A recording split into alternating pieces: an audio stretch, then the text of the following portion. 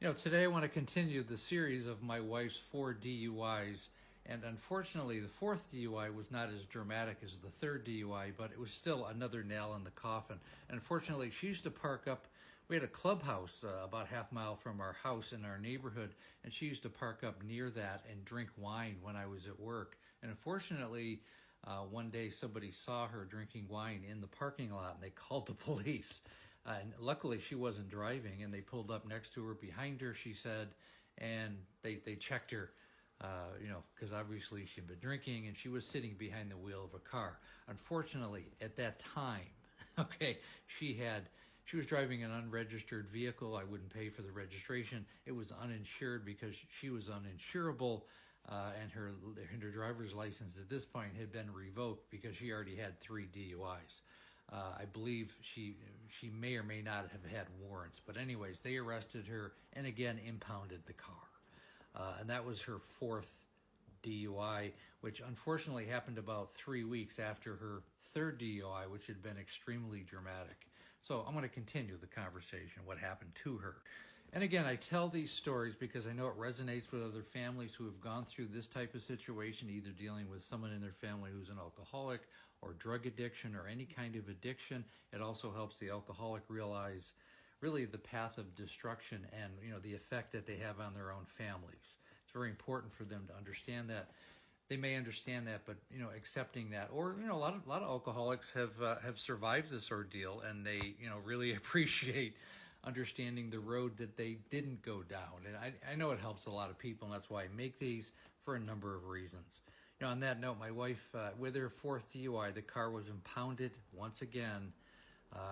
It cost $600-800 just to get the car out of impound, which really isn't the point of the video, but very, very taxing on families.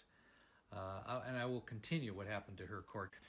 Now, during her 1st and 2nd DUIs, she had actually had to serve 55 days, and then she was under house arrest for 6 months.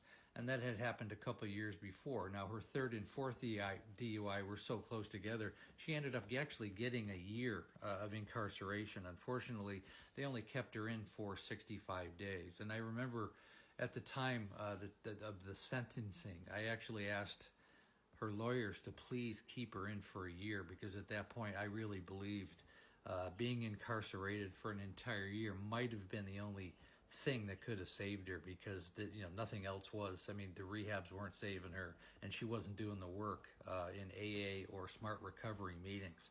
I felt it was the only, her only chance really at escaping this. And I was very disappointed when they let her out after 65 days. Apparently there was overcrowding.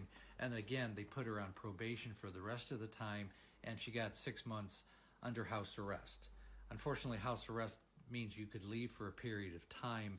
You had to check in by 3 o'clock in the afternoon and be there till the following morning, which gave her ample time to go get all the alcohol that she needed, whatever how she could ever spin her web to get alcohol.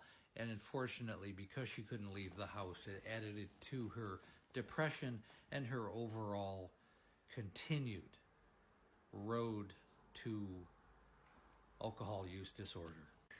And to be honest with you, I don't know if house arrest is necessarily the best thing for someone who is an alcoholic, because it just kind of adds to their isolation. And the last thing an alcoholic needs is further isolation. One thing I think positive that came out of it is that eventually they put her into a court-ordered outpatient facility where she had to go for 6 or 8 hours a day. And there was actually a lot of hope that would work. And again, that also didn't work as well, because there were some other extenuating circumstances where they had ended up having to take her off of house arrest because she wasn't checking in. There's another incident if you watch the video. On that note, again, I want to say, again, I go live Monday through Friday, right around 6 o'clock Pacific Standard Time, 9 o'clock Eastern Standard Time. Again, we have the Facebook group. It's called There's an Alcoholic in the Family. Link is in the bio. Very good group if you're an alcoholic or have a family member to get further clarification on what's going on with you. And then the coaching program, when you're ready to work with me one-on-one. I'm really looking for people and families who want to change their lives forever. Set up a breakthrough call. It takes about 45 minutes or so, and we do a deep dive into what's going on with you and your family. I've helped thousands of people, and Really, it's about changing the world one family at a time. And again, thanks for listening.